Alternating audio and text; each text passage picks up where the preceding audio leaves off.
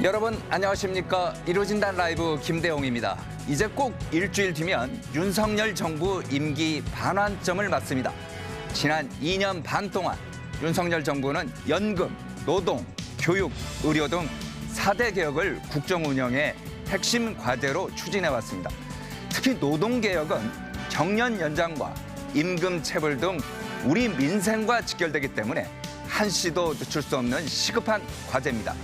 하지만 계속되는 대통령의 지지율 하락과 어려운 국내외 경제 여건 속에서 과연 노동개혁을 제대로 추진할 수 있을지 우려하는 목소리가 커지고 있습니다. 오늘 이루어진다 라이브에서는 김문수 고용노동부 장관과 함께 이 문제를 심도 있게 분석해 보겠습니다. 먼저 관련 영상 보시고 대담 이어가겠습니다.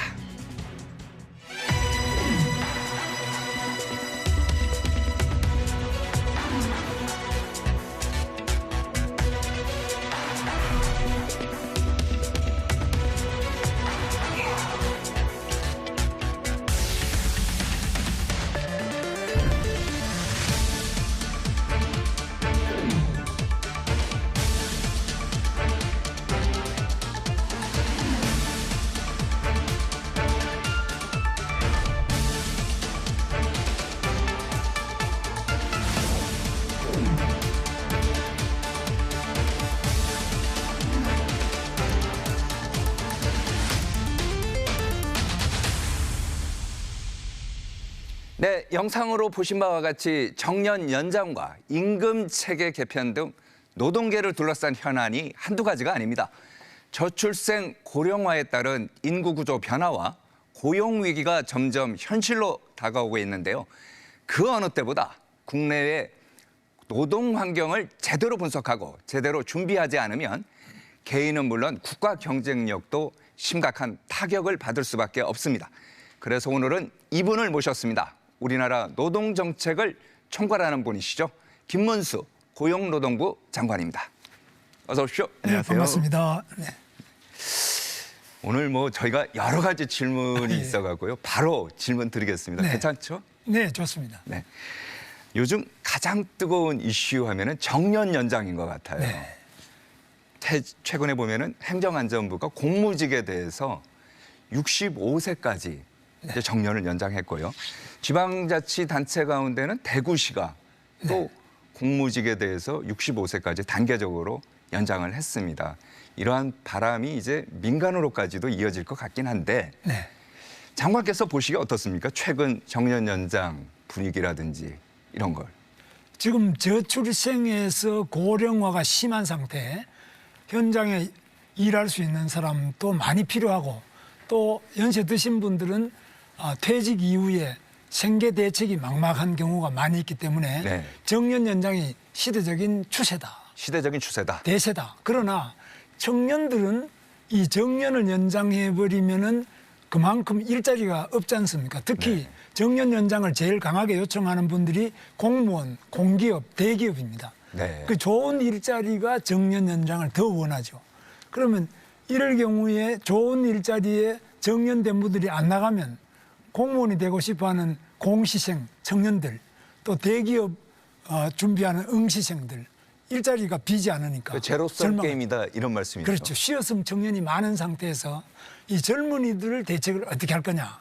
이것과 정년 연장이 충돌하는 부분을 잘 봐서 서로 간에 조정이 잘 될 수 있는 그런 논의의 과정이 필요한데 그것이 바로 지금 경제사회노동위원회에서 계속 논의하고 있는 중입니다. 그럼 정부 입장은 뭐예요?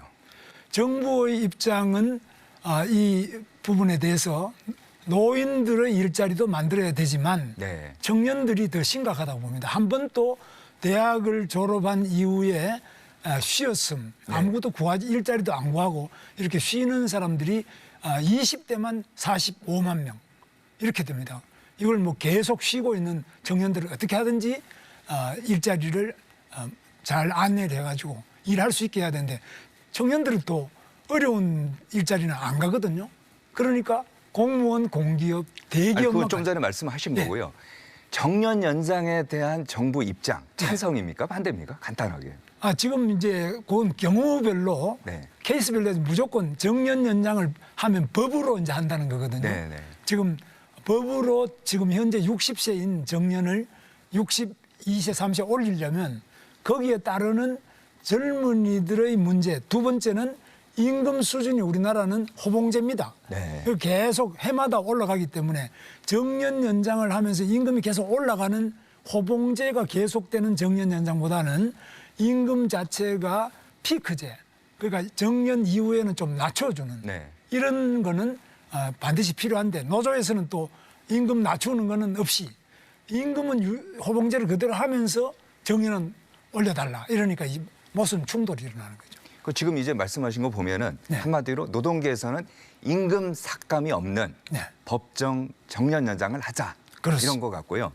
경영계에서는 지금 말씀하신 것처럼 직무급제를 이제 도입하는 임금 체계 개편을 먼저 한 다음에 그 다음에 정년 후에 재고용하는 방안 이걸 더 선호하는 것 같은데 그렇습니다. 어떻게 이제 그런 꼭 직무급으로 다 개편 안 하더라도 예를 들면 현대자동차 같은 경우에는 정년 이후에는 바로 대졸 초임 수준으로 낮춥니다.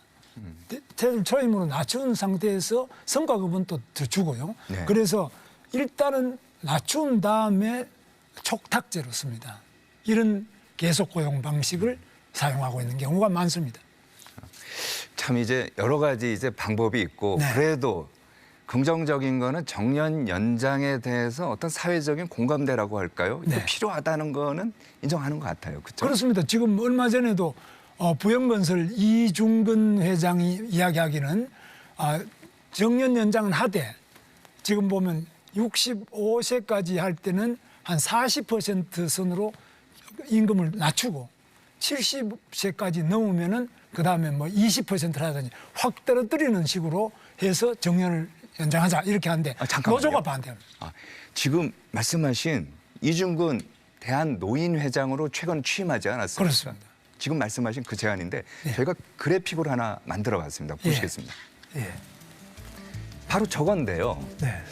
그러니까 이제 법정 노인 연령을 이제 65세에서 75세, 네. 그 10년 이제 더 늦추는 거죠. 네.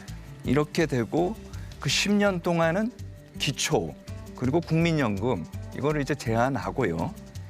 정년 연장이나 임금 피크제를 이제 적용을 해서 기존 임금에 좀 전에 말씀하신 것처럼 40% 이제 수령하는 거. 네. 이거 현실성 있습니까? 어떻습니까? 제3에 대한 같기도 한데요. 저건 이제 기업 하시는 분은 저 정도로 과감한 임금 피크제를 실시하자 이러는데 노동조합은 또 반대를 하고 있습니다. 왜 반대하는 거죠?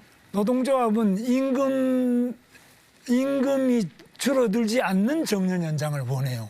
그러니까 이게 굉장히 충돌이죠. 그래서 노조는 상당히 조직이 돼가지고 임금을 줄이지 않고 연장하자 그러니까 이게 합의가 안 되고 있는데 지금 경제사회노동위원회에서 이 논의를 지금 계속 하고 있습니다.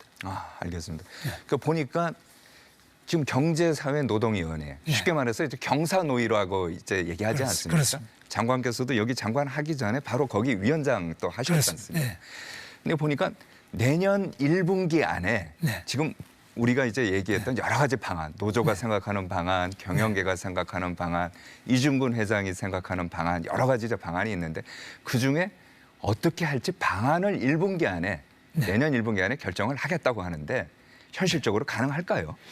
뭐 굉장히 어려운 점이 많지만은 그곳에서 노사 간의 합의를 통해서 해야지 이것이 그냥 양쪽이 주장만 한다고 해서 해결이 안 되기 때문에 좀 답답하지만은 그 노사 당사자의 논의를 기다려보는 것이 필요하다고 봅니다. 우리는 정부는 그걸 적극적으로 도와서 각종 자료도 제공하고 또 조정하는데 우리가 필요한 다른 정책이 또 있습니다. 예를 들면 정년을 연장하면은 또 어떤 기업의 어려운 점을 우리가 해결해 줄 것이냐, 뭐 국민연금이든지 각종 퇴직연금이나 이 연금제도하고 전부 연결돼 있습니다. 그런 것들을 저희들이 지원하면서 대화를 촉진하도록 하겠습니다.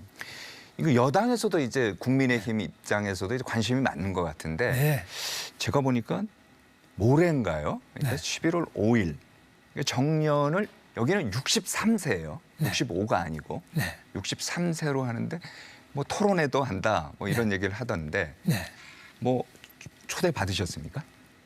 뭐 초대보다도 제가 이제 주도를 하고 있는 건데요. 네. 그 지금 현재 법적으로 60세입니다. 네. 60세인데 60세를 처음에 61세, 2세로 높여 나가는 가운데 63세까지 높이는 데는 언제까지 높이고 어떻게 해야 되겠냐.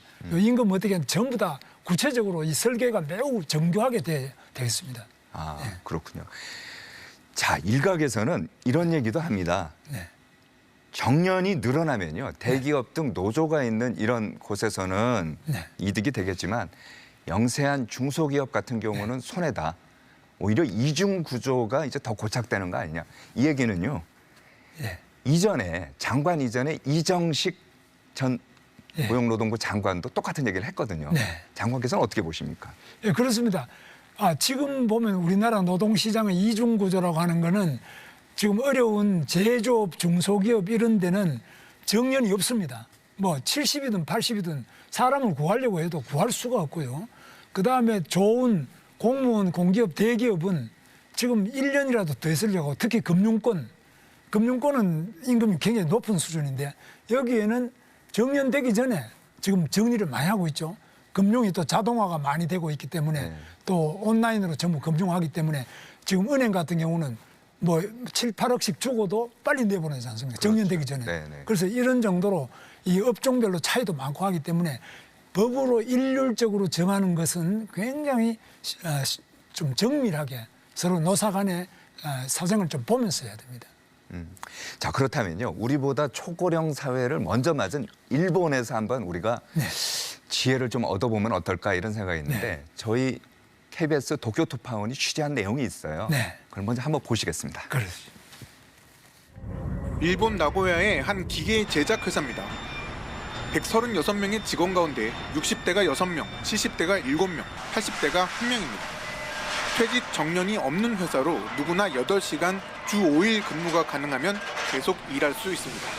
できたら死ぬまでやりたいんですけど、体が動けばやりたいです。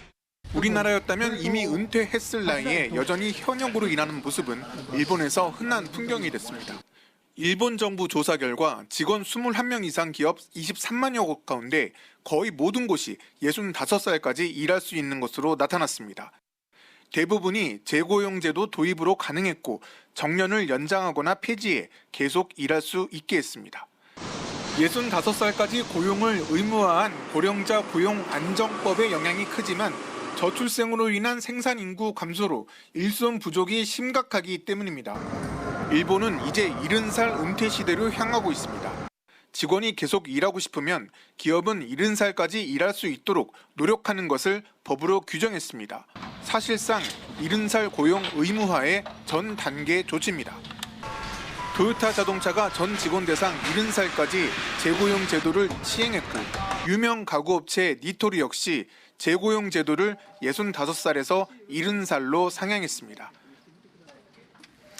어떻게 보면 부럽기도 하고 한데 이제 네. 우리도 우리에 맞는 제도를 이제 찾아야 될 것 같은데 네. 한국형 계속 고용 모델 네. 장관께서는 어떤 걸 생각하고 있습니까? 일본과 비슷하게 될 거로 보는데요.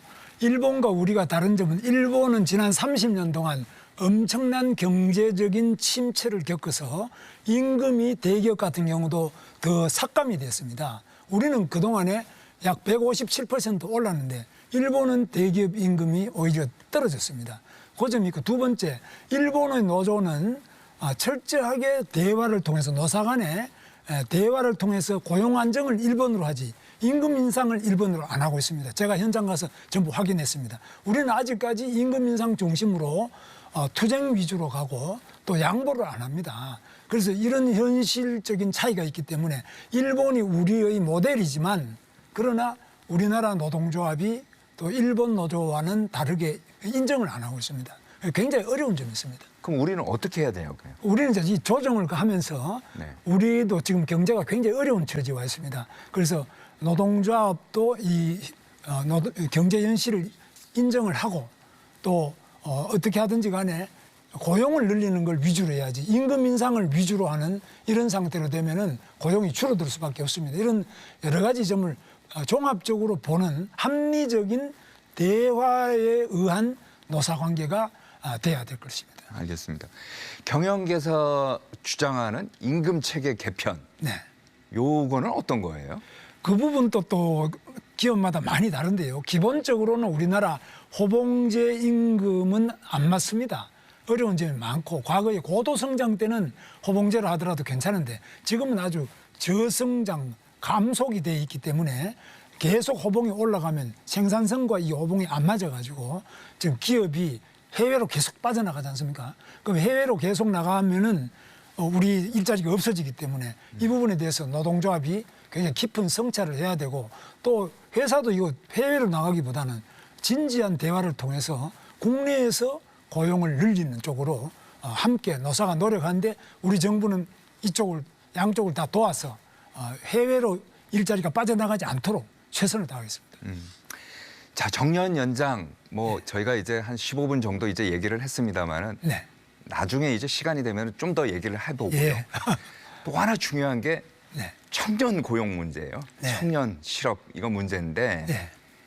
저희가 이제 통계청 자료를 받아서 그래픽을 하나 만들어봤어요. 네. 얼마나 심각한지 한번 먼저 보시겠습니다. 네. 구직 활동 포기 청년층 추이인데요. 예. 2021년에 40만 6천 정도 있다가 2022년에 좀 38만 좀 줄어들었어요. 2023년 30. 그런데 올해 보면요. 44만 2천 명. 다시 엄청 늘었거든요. 네.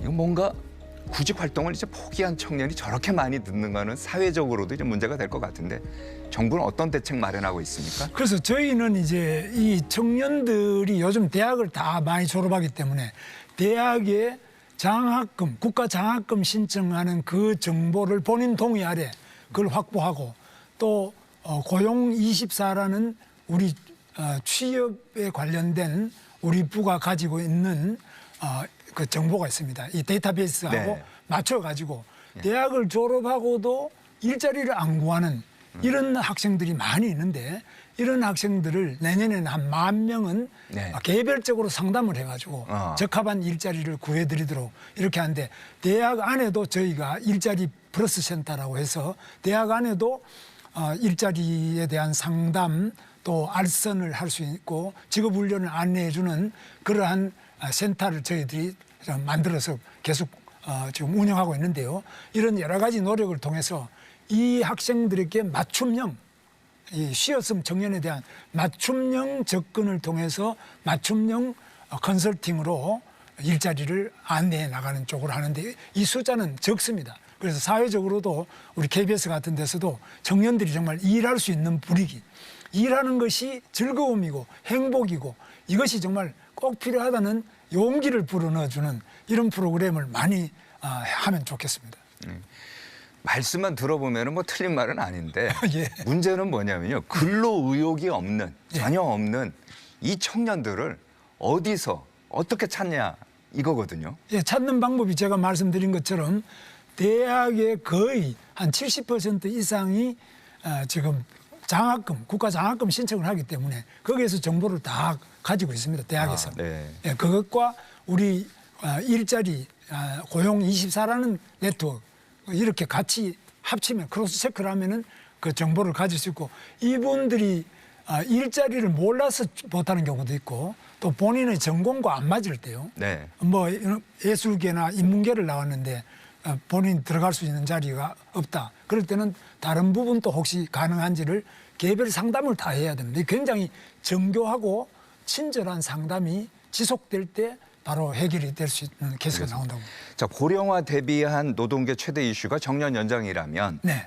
저출생 위기 극복을 위해서 가장 중요한 거는 일과 가정의 균형을 유지하기 위한 제도적 개선. 뭐 그렇습니다. 이런 거 아니겠습니까? 그렇습니다. 이거 보니까 최근 국회에서 육아 지원 3법 네. 이거 이제 통과된 것 같던데 네. 육아 지원 3법 이거 어떤 겁니까? 예, 이 부분이 가장 중요한 점은 육아들을 하는 우리 젊은이들이 자기 가정을 포기를 안 하면서도 일자리에서 경력 단절이 없도록 이렇게 하기 위해 가지고 대폭적인 지원을 하는데요. 제가 하나 준비를 해봤습니다만은 예.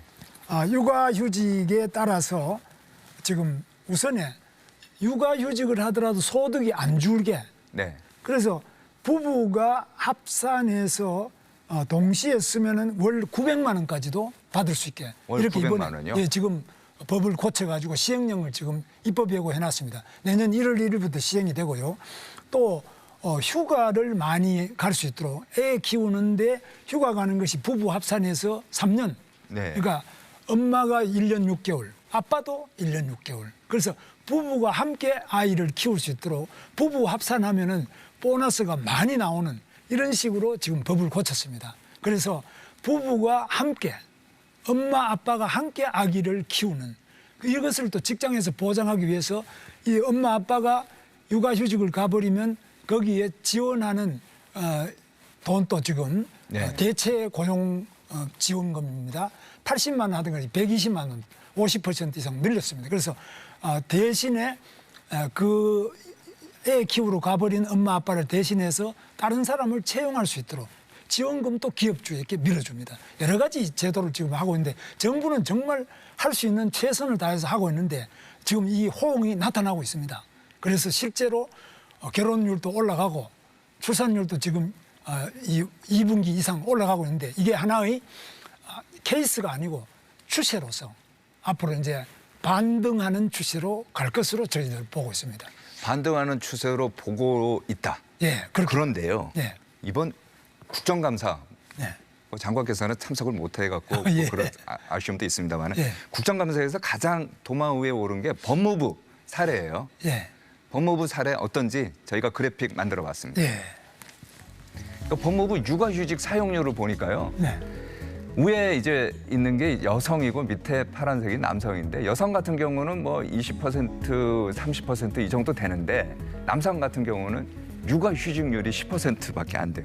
법을 가장 잘 지켜야 할 법무부조차도 저런데 다른 곳은 뭐 말해서 뭐 하겠습니까? 실효성 있는 예. 법 이게 먼저 중요하지 않을까요? 그렇습니다. 저 우선에 공무원들이 먼저 해야 됩니다.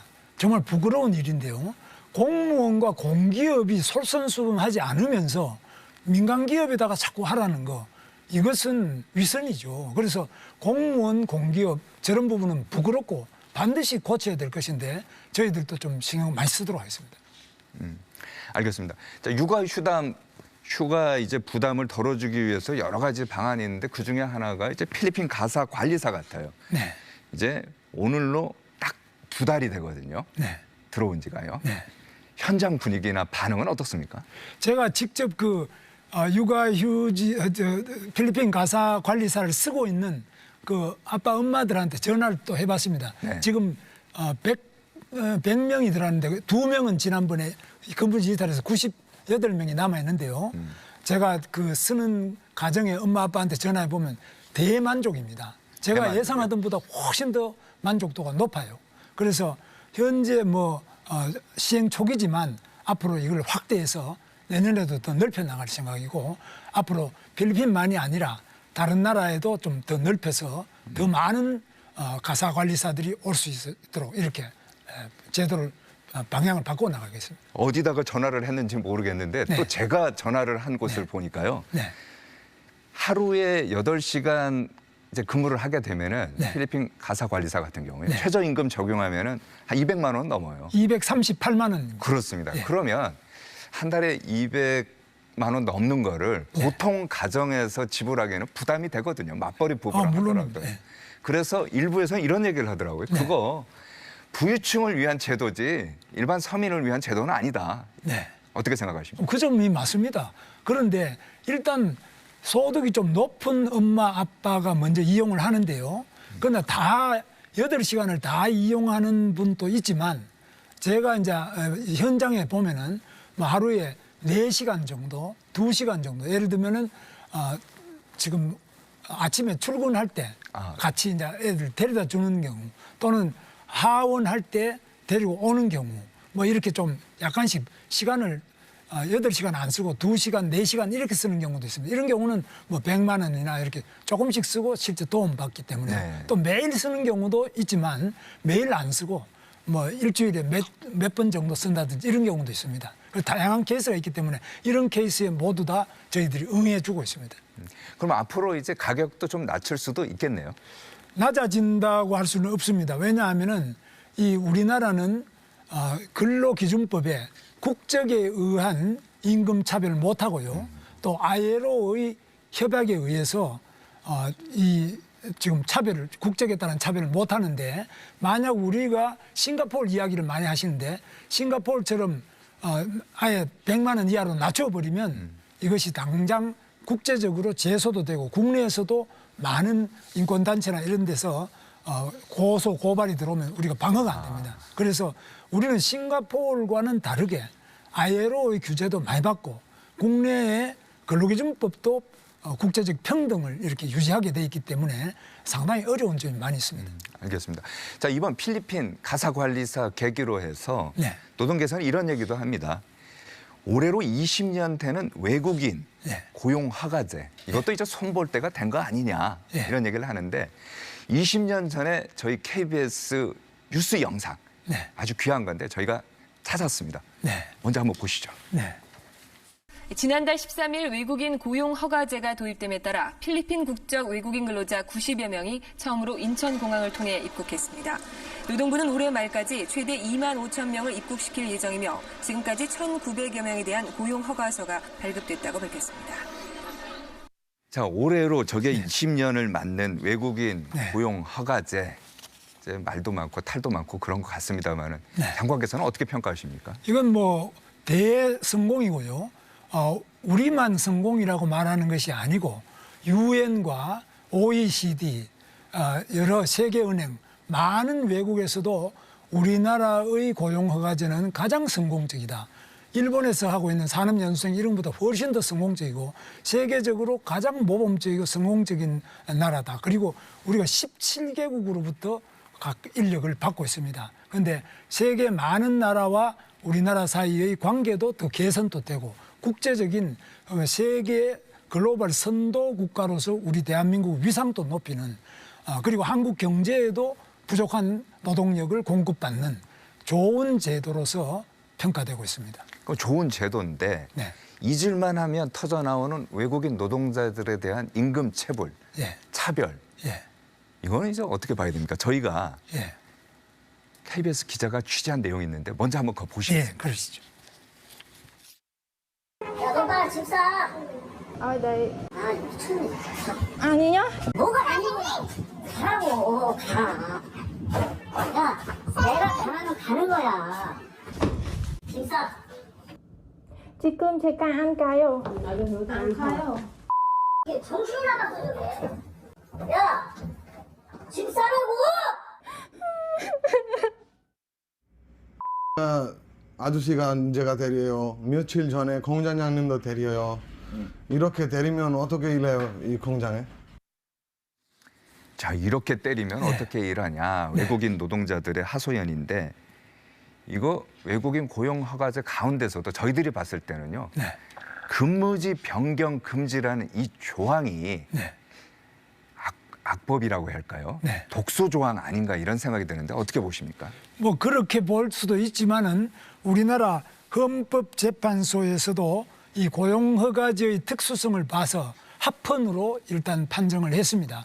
왜냐하면 들어올 때부터 여기에는 어느 뭐 예를 들면 뿌리 산업 중에서 주물 공장에 외국인 노동자를 어디고 쓴다 이러면은 거기에서 조건을무로 국내에 입국을 했습니다. 그런데 이 사람들이 그거 좀 힘들다고 해가지고 딴 데로 계속 옮기면은 원 취지가 다 무너지기 때문에 네. 헌법재판소에서도 이 소송 자체가 합헌이고 다른 외국에서도 우리나라만큼 이렇게 잘 발전된 고용허가제는 없고요. 그러나 인권침해 방금 이런 사례 보신 것 같은 이런 사례는 저희가 계속적으로 감독하고 네. 또 처벌하고 이렇게 해서 인권 유린 사례 이런 것들은 없도록 하겠습니다. 혹시 그런 사례가 있으면 저희 고용노동부에 근로감독관이든지 신고해 주시면 저희가 즉각적으로 출동해서 해결하도록 하겠습니다. 알겠습니다.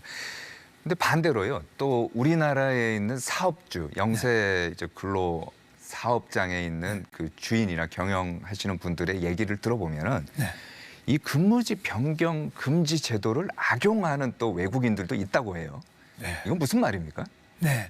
그래서 이 변경 금지를 악용한다는 말은 그 그 금지한 다음에 그걸 미끼로 해가지고 또 다 원주인에게 뭐 여러 가지 협박을 한다든지 그런 인간의 뭐 그런 사례는 얼마든지 있습니다. 그럼 뭐 다 그런 건 아니지만은 나쁜 사례를 보면 사람이 생각할 수 있는 모든 나쁜 일도 일어납니다. 지금 우리나라에 와 있는 외국인 숫자 자체가 많이 있고 현재 잔류하고 있는 외국인 노동자만 합법적으로 33만 명이 넘습니다. 굉장히 많은 숫자이기 때문에 많은 사례가 있는데 이런 것들은 해결해 나가지만 크게 봐서 전체적으로 대한민국 고용허가제는 세계은행을 비롯해서 ILO, UN 모두가 평가하는 최고의 이 고용제도입니다. 자, 그러면 저출생, 그다음에 고용위기 이거 극복하기 위해서 일각에서는 이런 얘기도 해요. 우리도 이제 이민 정책에 대해서 한번 진지하게 고민을 해봐야 될 때 아니냐. 이민 정책에 대해서는 어떻게 생각하십니까? 뭐 이민 정책은 지금 우리가 하고 있는 거는 H2 비자라고 해서 우리 조선족 중국 국적을 가진 우리 동포들 또는 고려인들, 중앙아시아 뭐 이런 분들은 좀 우대를 해서 여러 가지 뭐 음식점에도 근무하게 해주고 이렇게 하는데 그러나 일반 다른 나라들도 이민 정책이 점점 폭을 넓히고 있는데요. 그래서 이런 부분에 대해서는 앞으로 계속적으로 문호를 넓혀 나가면서 우리 사회에 필요한 인력을 잘 활용할 수 있도록 이렇게 돼야 되는데 우리 사회가 가지고 있는 많은 또 한계도 있습니다. 단일 민족으로서 가지고 있었던 그 한계 이런 것들을 극복하면서 조금씩 더 넓혀 나가는데 이거는 계속적으로 확장 중에 있고 특히 뭐 가사관리사 우리 아기들 제일 소중한 아기들 돌보는데도 외국인들을 더 넓게 쓰자 이까지 와 있지 않습니까? 앞으로도 확대될 것으로 보고 그렇게 판단하고 있습니다. 네, 알겠습니다. 네, 지금까지 최근 관심이 집중되고 있는 정년 연장과 저출생 극복을 위해 최근 국회를 통과한 육아지원 3법 등 일과 가정, 양립을 위한 제도 개선, 그리고 올해 20년을 맞은 외국인 고용허가제의 개선책 등에 대해서 집중 진단해봤고요. 이어지는 순서에서는 윤석열 정부의 최대 국정과제인 노동개혁의 진행 상황과 노동약자 보호 정책 등 노동계 현안에 대해서 점검해 보겠습니다. 먼저 저희가 준비한 영상 보시고 대담 이어가겠습니다.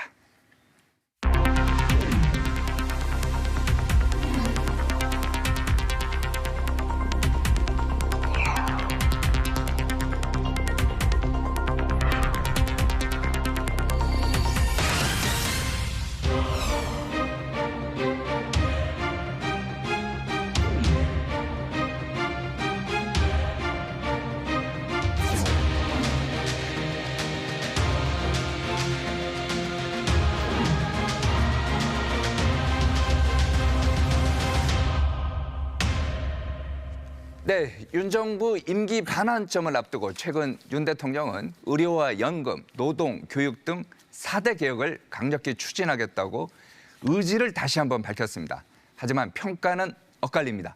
임기의 반이 다 돼가는데 가시적인 성과가 보이지 않는다는 부정적 평가가 있는가 하면 국민들의 실망과 우려에 가려서 개혁 성과가 제대로 평가받지 못하고 있다는 긍정적인 주장도 있습니다. 김문수 고용노동부 장관과 함께 노동개혁을 중심으로 한 성과와 과제, 지금부터 하나하나 진단해 보겠습니다.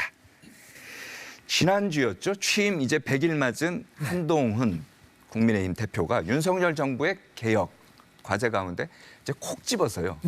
노동개혁의 성과를 언급을 했어요. 어떤 내용인지 한번 보시겠습니다. 노사관계 현장에서 건설폭력과 화물연대 파업이 힘을 잃은 것은 정말 큰 성과였습니다. 다만 이런 개혁의 성과들이 그리고 과제들이 몇몇 상황들에 대한 국민들의 실망과 우려에 가려져서 제대로 평가받지 못하고 있는 것이 안타깝습니다. 자, 제대로 평가받지 못하는 것이 안타깝다 이런 얘기를 했는데 장관께서는 윤석열 정부의 노동 개혁 어떻게 평가하십니까? 저도 정말 제대로 평가받고 있지 못하다고 보는데요. 객관적인 지표를 제가 여기 표를 하나 준비했습니다.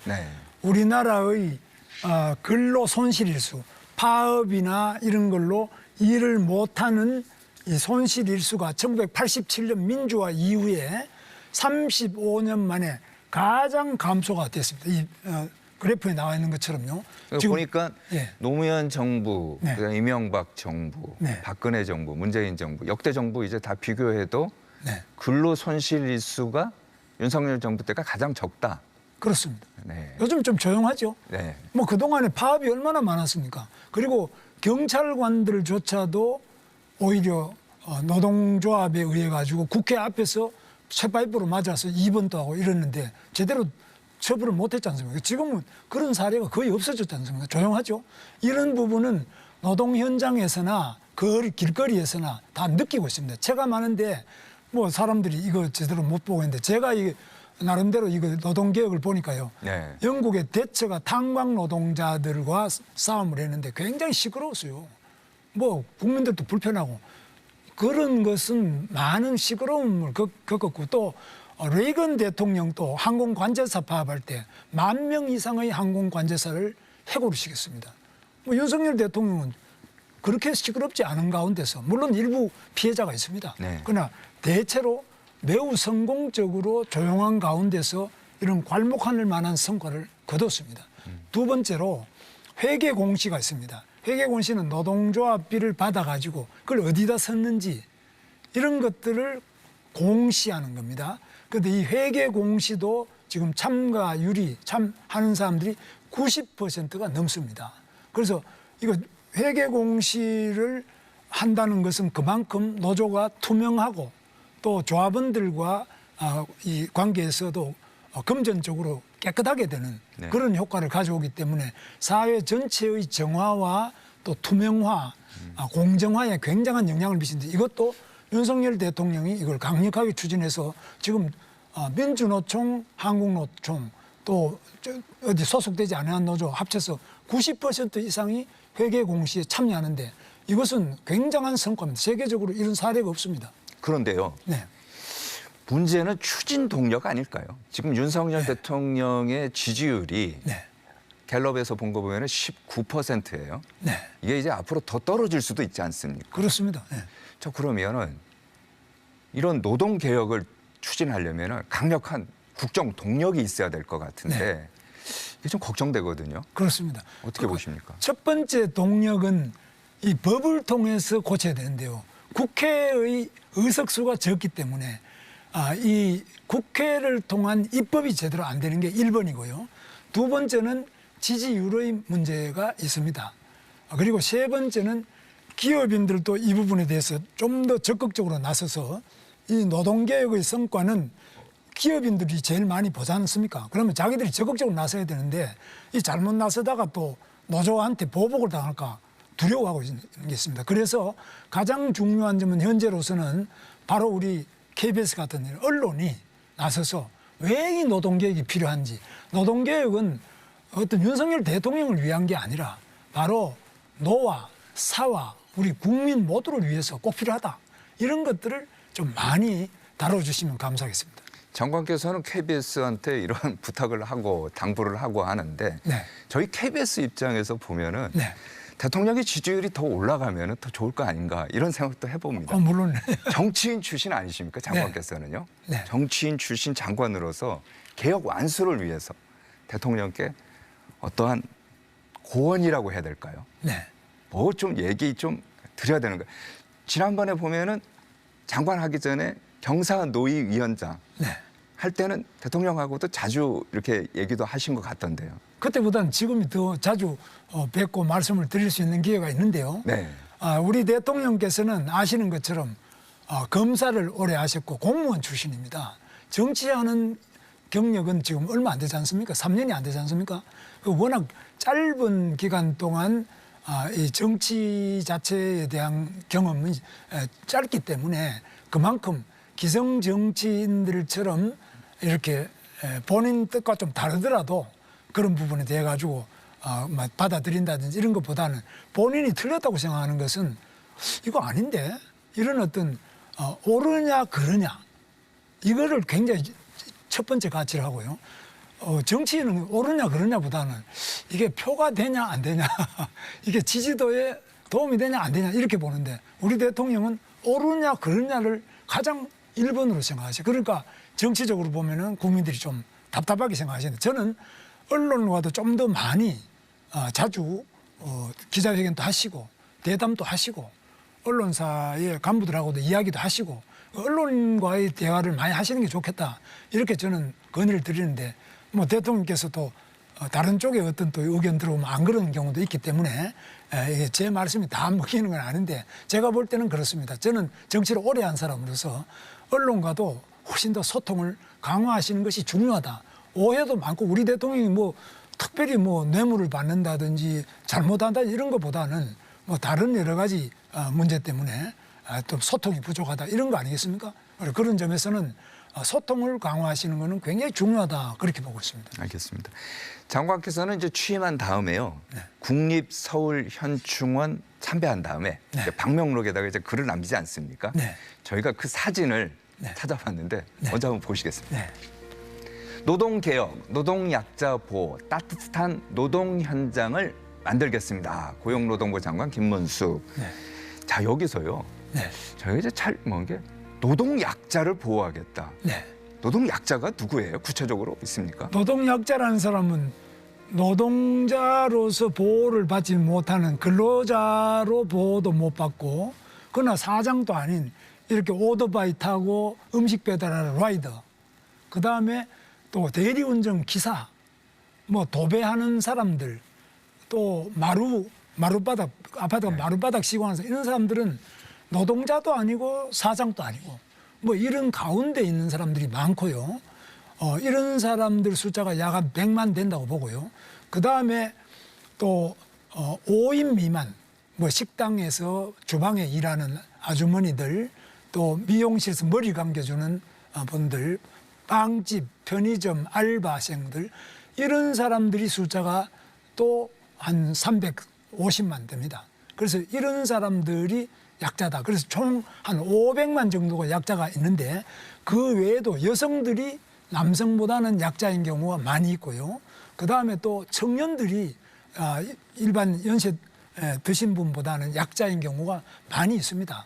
그래서 이런 분들 모두 다 지금 현재 주류 노동조합도 조직돼 있고 또 대기업, 공기업, 공무원 이렇게 되지 않은 이런 사람들을 우리는 약자라고 보고 있고 이 약자들에 대해서는 노조도 없기 때문에 우리 정부가 나서야 된다. 그래서 제가 근로감독관한테 보고 임금 체불 이거는 일하고도 돈 못 받는 사람인데 얼마나 억울하겠습니까?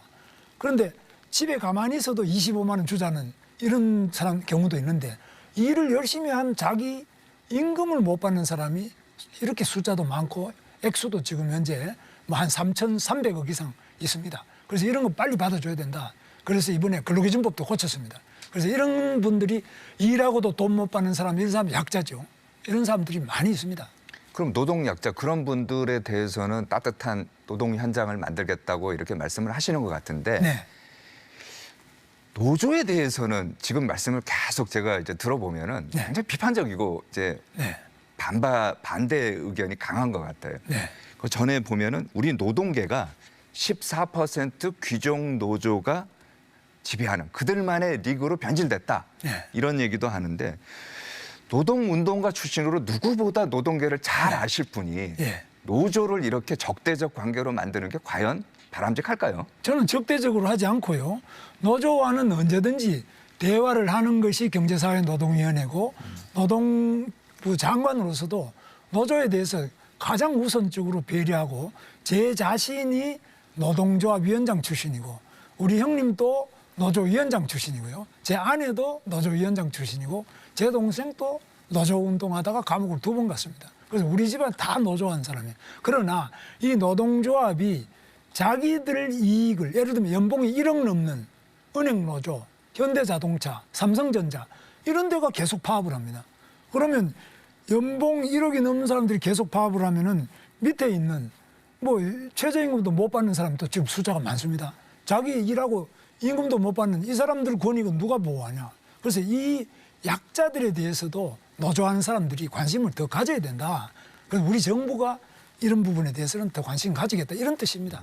뭐 노조 적대하는 게 아닙니다. 알겠습니다. 장관께서는 보면은 취임 이후에 네. 임금체불 네. 임금체불 근절하겠다 이렇게 강조를 하는데 네. 이것도 좀 전에 말씀하신 따뜻한 노동 현장을 만들겠다, 노동 약자를 만들겠다. 이거와 맥이 같은 거죠. 그렇습니다. 그래서 임금을 못 받을 때 제가 공장에 다닐 때 저는 공장에 한 7년 다녔는데요. 공장 다닐 때 가장 문제가 임금 체불이었습니다. 요즘 많이 개선되는 줄 알았는데 제가 장관을 맡아서 보니까 이게 계속 요즘에 임금 체불이 늘어나고 있습니다.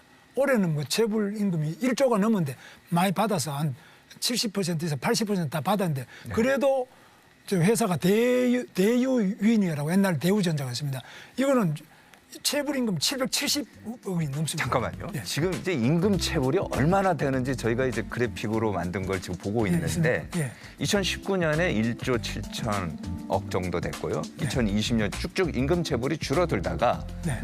문제는 지난해 보니까요. 네. 임금 체불이 확 늘었어요. 네. 아마 이제 사상 처음이라고 하는데 저희들이 걱정하는 건요. 네. 올해예요. 올해는 더 늘어갖고 아마 2조가 넘을 것 같다는 이런 얘기도 있는데. 그건 발생률이고요. 네. 우리가 이제 받아내는데요. 임금 체불이 늘어나는 거는 첫째는 건설업에서 하청업체가 많이 늘어납니다. 네. 두 번째는 IT 업체. IT도 요즘에 상당히 어려움이 많지 않습니까? IT 업계. 그래서 전체적으로 경기가 나빠지고 또 건설 같은 경우는 분양도 안 되고 이러면은 체불임금이 생기고 부도가 나서 회사가 감옥 갔는데도 이 임금을 못 주는 그런 경우도 많이 있습니다. 그래서 전체적으로 이 체불임금이 발생하는 것에 대해서 막아야 되겠다.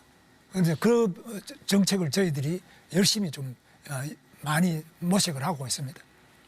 어떤 정책이죠? 첫째는요, 이 체불임금을 분석해 보면은 가장 문제되는 것이 퇴직금이 체불임금의 40%를 차지합니다. 네. 그러면 이 40%의 퇴직금을 퇴직연금으로 해가지고 퇴직연금. 예, 퇴직연금으로 하면 바깥에 금융기관에다가 맡깁니다. 그런데 퇴직금을 연금으로 안 하면은 사장이 그걸 굴리고 있다가 회사 안에 굴리고 있다가 그거를 부도 나면은 같이 다 없어져 버리니까 못 받는 겁니다. 그래서 이제 앞으로 우리가 법을 좀 더 고쳐가지고 퇴직금을 퇴직연금으로 바깥에다가 맡기는 것을 의무화시키는 법을 지금 발의를 할 겁니다. 퇴직연금 의무화. 퇴직금을 퇴직연금으로 의무화하는 입법을 지금 할 건데 이거는 뭐 여야 간에 큰 이견이 없을 거로 보고 있습니다. 그런데요. 대기업 같은 경우는 뭐 그 법을 따를 수 있겠지만 네. 30인 미만 중소사업장 같은 경우는 퇴직연금 도입률이 현재 지금 20%밖에 안 된다고 합니다. 네. 그래서 그 부분에 대해서는 저희들이 또 그 중소기업에 대해 가지고는 바깥에 퇴직연금 제도를 하면은 10%의 인센티브를 줘서 그만큼 바깥에다가 퇴직금을 맡기는 연금으로 맡기는 기업에 대해서는 그 10% 정도의 그 혜택을 주고요. 네. 또 노동자들에게도 10% 보태가지고 한 20%의 이익이 있도록 이렇게 유도를 하고 있는데 네. 이거 이제 상당히 한계가 있습니다. 그래서 법적으로 의무화시키면서 일정한 지원을 하는 쪽으로 다각도로 지금 연구하고 있는데 이거는 곧 법안을 발의를 하겠습니다. 그다음에 두 번째는 근로감독을 강화하는 게 있고요. 근로감독을 강화하는 데는 지금 근로기준법을 이번에 고쳤습니다. 고쳐가지고 상습 체불업주에 대해 가지고는 상당한 정도로 형사처벌도 강화를 하고 또 해외에 출국도 금지하고 네. 그다음에 체불임금에 대한 것은 그만큼 20%의 가산 이자를 나중에 받도록 그게 하고 이제 국회에서 얘기하는 상습 체불 근절법. 예, 뭐 근절 이런 거. 예, 그 근로기준법 개정인데 네. 그것이 이제 그렇게 상습 체불 임금 업주에 대해서는 처벌을 강화하는 겁니다. 그래서 해외 출국 금지도 시키고 출국 금지하고요. 예, 굉장히 강력한 처벌을 강화할 겁니다. 그래서 체불 임금은 이게 사회적으로 중대 범죄라고 보고 저희들이 다루어 나가겠습니다. 자, 저희가요. 네. 상습 체불 금지 이게 어떻게 되는가 이거 관련돼 갖고 네. 그래픽을 한번 준비를 해봤는데 지금 네. 말씀하신 그런 내용이긴 해요. 네. 그냥 간략하게 한번 볼게요. 네. 상습 체불 사업주 신용 제재라든지 뭐 정부 지원 제한하고 명단 공개하고 체불 사업주에 대해서는 출국 금지, 좀 전에 말씀하신 거죠. 피근로자에 대해서는 3배 이내에서 손해배상 청구도 이제 가능하도록 했는데, 자, 근데요, 문제는요. 임금 체불 사업주에 대한 처벌이 약한 것 아니냐 이런 생각이 들어요. 왜냐하면 형사 처벌은 거의 없는 것 같고요. 대부분 벌금형이거든요. 근데 벌금도 보면은 임금 체불의 10%나 20% 이 정도밖에 안 돼요. 그러면 임금 체불하는 사업주 입장에서는 아이 그냥 벌금형 맞지 뭐. 오히려 벌금형이 면죄부가 되는 이런 거 아니냐 이런 지적이 많아요. 그렇습니다. 그런 점이 있었기 때문에 이번에 보신 것처럼 저렇게 근로기준법을 대폭 강화를 해서 지금 명단도 공개하고 은행에 대출도 막고 해외 출국도 금지하고 또 손해배상도 3배 징벌적 손해배상 그러죠. 청구하고 뭐 그다음에 체불임금에 대해서 이자도 뭐 거의 한 20% 가산 금리를 적용해가지고 하고 그런 정도로 세게 하고 있습니다. 알겠습니다. 좀 바뀔 겁니다. 네. 자, 좀 전에 말씀하신 이제 노동 약자 보호 관련해서 이제 질문 하나 저희가 좀 더 드리고 싶은데 최근 끝난 국정감사에서 인기 아이돌 뉴진스 멤버 이제 한이 있지 않습니까? 한이가 직장 내 괴롭힘 때문에 문제를 제기했어요. 이게 이제 아주 이슈가 됐는데 관련 내 저희 KBS 기자가 정리했는데 먼저 한번 보시겠습니다. 유튜브 라이브 방송을 통해 사내 따돌림 의혹을 제기했던 걸그룹 뉴진스. 그쪽 매니저님이 제가 다 질리고 보이는데 무시해라고 하셨어요. 뉴진스 멤버 한이가 국회 환경노동위원회 국정감사에 출석했습니다. 따돌림 의혹에 대해 참고인 자격으로 증언하기 위해서입니다. 나오지 않으면 조용히 넘어가고 또 묻힐 거라는 걸 아니까 나왔고 앞으로 다른 이 일은 누구한테 당할 수 있어요. 데뷔 초부터 마주쳤던 높은 분이 인사를 한 번도 받지 않았다. 인간으로서 예의 없다고 생각한다며 증언을 이어갔습니다. 하지만 소속사인 어도어 측은 사실관계를 확인할 증거를 찾지 못했다고 밝혔고 이에 대해 한이는 다시 반박했습니다. 쟁점은 아이돌, 즉 연예인이 근로기준법이 금지한 직장 내 괴롭힘 대상이 될 수 있는지 여부입니다. 현장 근로기준법상으로는 좀 적용하기가 힘든 현실이 있습니다. 한이는 인간으로서 존경하면 적어도 직장 내 괴롭힘과 따돌림 문제는 없지 않을까 싶다며 눈물을 보이기도 했습니다. 자, 아이돌은 연예인이기 때문에 현재 근로기준법상으로는 적용하기 힘들다. 이렇게 이제 얘기를 했는데 하지만요. 근로자냐 아니냐 이걸 떠나서 누구나 직장 안에서 괴롭힘을 당하면 보호해줘야 되는 게 상식 아닌가요? 그렇습니다. 그런데 이제 우리는 근로기준법에 이 괴롭힘이 들어와 있는데요. 근로기준법은 사용자와 사용자를 위해서 일하는 사람이 근로자를 괴롭혔다 그러면 바로 적용이 되는데요. 뉴진스 같은 경우에는 사실 근로계약 관계가 그렇지 않고 프리랜서라고 프리랜서에 해당됩니다. 그래서 법적으로는 그렇다는 이야기입니다. 그러나 보호를 하지 말자는 게 아니라 법률적으로 보호하는데 어려움이 있습니다. 알겠습니다. 자, 지금까지 이제 말씀을 제가 쭉 듣다 보면요. 역시 정부는 의회, 행정부는 의회와의 관계가 무엇보다 이제 중요할 것 같습니다. 그런데 최근 이제 국정감사 끝났는데 장관께서는 참석도 못했어요. 퇴장 당하지 않았습니까? 그렇습니다. 의회에서. 이제 앞으로 또 그럴 수도 있을 것 같고요. 물론 이제 장관께서는 일제시대 우리 선조들의 국적은 일본이다 이렇게 이제 생각을 하시는 것 같은데 자신의 소신하고요. 공적 업무를 하는 이제 장관이잖아요. 이게 충돌할 때 저희가 볼 때는 참 안타깝거든요.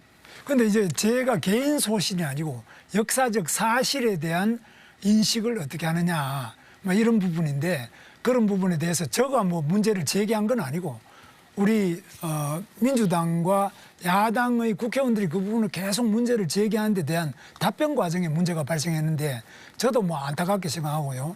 앞으로는 좀 더 우리 고용노동부 같은 고용노동부 업무에 집중할 수 있게 되기를 바랍니다.